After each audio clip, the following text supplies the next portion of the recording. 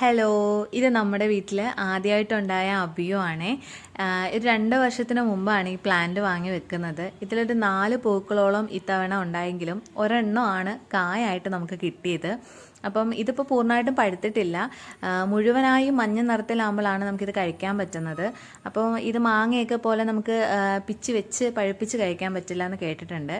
അപ്പോൾ ഇത് പഴുത്ത് കഴിഞ്ഞാൽ ഫ്രിഡ്ജിൽ വെച്ച് കഴിച്ചാൽ ഐസ്ക്രീമിൻ്റെ ടേസ്റ്റാണ് എന്നൊക്കെ ഒരുപാട് വീഡിയോയിൽ കണ്ടിട്ടുണ്ട്. അപ്പോൾ ഇതാ നല്ല പൂർണ്ണമായിട്ടും പഴുത്തിട്ടുണ്ട്. അപ്പോൾ ഒരു 3 ദിവസം വേണ്ടി വന്നു ഇതുപോലെ പൂർണ്ണമായിട്ടും പഴുക്കാനായിട്ട്, നേരത്തെ സ്റ്റേജിൽ നിന്നിട്ടെ. അപ്പോൾ ഇത് നമുക്ക് പിച്ചിയിട്ട് കഴുകി ടേസ്റ്റ് ചെയ്ത് നോക്കാം ഇതെങ്ങനെയാണെന്നുള്ളത്. പലരും പല രുചികളാണ് ഇതിന് പറഞ്ഞിട്ടുള്ളത്. അപ്പം ആദ്യമായിട്ട് നമ്മുടെ വീട്ടുവളപ്പിൽ നിന്ന് തന്നെ ഇത് കിട്ടിയതിൽ ഭയങ്കര സന്തോഷം. അപ്പോൾ ഇതെങ്ങനെയാണെന്നുള്ളത് നോക്കാം, ഇതിൻ്റെ ഉൾഭാഗം എന്താണെന്നൊക്കെ ഒന്ന് അറിയാം.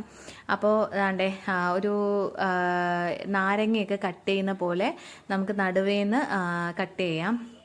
അപ്പോൾ ഇതിൻ്റെ ഉള്ളിൽ ഒരു കുരുവാണ്, ഒരു വിത്തേ ഉണ്ടായിരുന്നുള്ളൂ.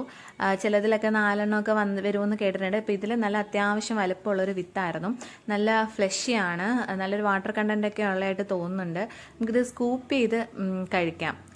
അപ്പം നമ്മൾ സ്കൂപ്പ് ചെയ്തെടുത്തപ്പോൾ നല്ല രീതിയിൽ മാംസമുണ്ട്, മാംസദളമായിട്ടുള്ള ഒരു ഫ്രൂട്ടാണ്. അപ്പം ഇതെനിക്ക് കഴിച്ചപ്പോൾ നല്ല മധുരമുള്ള പനന്നൊങ്ങിൻ്റെ ടേസ്റ്റാണ് ഫീൽ ചെയ്തത്.